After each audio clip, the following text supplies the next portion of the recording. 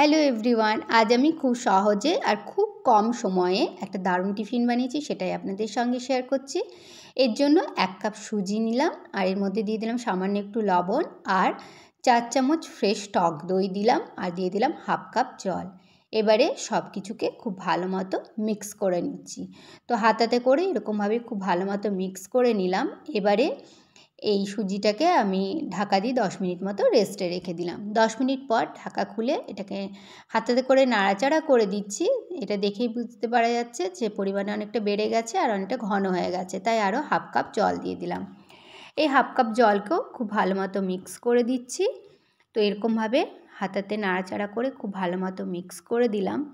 এবারে এর মধ্যে আমি অ্যাড করে দিচ্ছি একটা মিডিয়াম সাইজের মিহি করে কেটে নেওয়া পেঁয়াজ, একটা মিডিয়াম সাইজের গ্রেট করা গাজর, আর দিচ্ছি 2টো কাঁচা লঙ্কা কুচি আর একটা ছোটো টুকরো গ্রেট করা আদা দিলাম।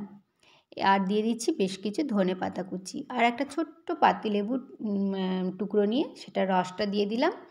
এবারে সব কিছুকে খুব ভালো মতো মিক্স করে নিচ্ছি। তো হাতাতে করে এরকমভাবে ফেটিয়ে ফেটিয়ে খুব ভালো মতো মিক্স করে নিলাম। এতে দিয়ে দিচ্ছি এবারে হাফ চামচ লবণ, কারণ আগেও লবণ দিয়েছি। আর দিয়ে দিলাম হাফ চামচ গোটা জিরে, হাফ চামচ রোস্টেড জিরে গুঁড়ো, হাফ চামচ রোস্টেড ধনে গুঁড়ো, সামান্য একটু চিলি ফ্লেক্স দিলাম রঙের জন্য, দিয়ে দিলাম সামান্য একটু হলুদ গুঁড়ো আর 2 থেকে 3 পিঞ্চ বেকিং সোডা দিলাম। এবারে একটা হাতা আমি খুব ভালো মতো গরম করে নিয়ে এতে 2 চামচ রিফাইন্ড অয়েল দিয়ে তেলটা গরম হয়ে গেলে এতে হাফ চামচ কালো সর্ষে আর কিছু কারি পাতা দিয়ে দিলাম।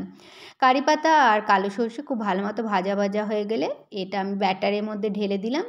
তারপরে খুব ভালো মতো হাতাতে করে নাড়াচাড়া করে ফেটিয়ে মিক্স করে নিলাম। ঠিক এরকম ঘনত্বের একটা ব্যাটার তৈরি হয়ে গেল। এদিকে ওভেনটা অন করে একটা তড়কা প্যান বসিয়ে তড়কা প্যানটা গরম করে এতে 2 চামচ রিফাইন্ড অয়েল দিয়ে তেলটা ভালো মতো গরম হয়ে গেলে এতে আমি 1.5 হাতা মতো ব্যাটারটা ছড়িয়ে দিলাম। তারপরে 1 মিনিট মতো লো ফ্লেমে একটা ঢাকা দিয়ে দিয়েছিলাম। 1 মিনিট পর ঢাকা খুলে এর উপরে একটু সাদা তিল ছড়িয়ে দিয়ে আমি এটাকে উল্টে দিলাম।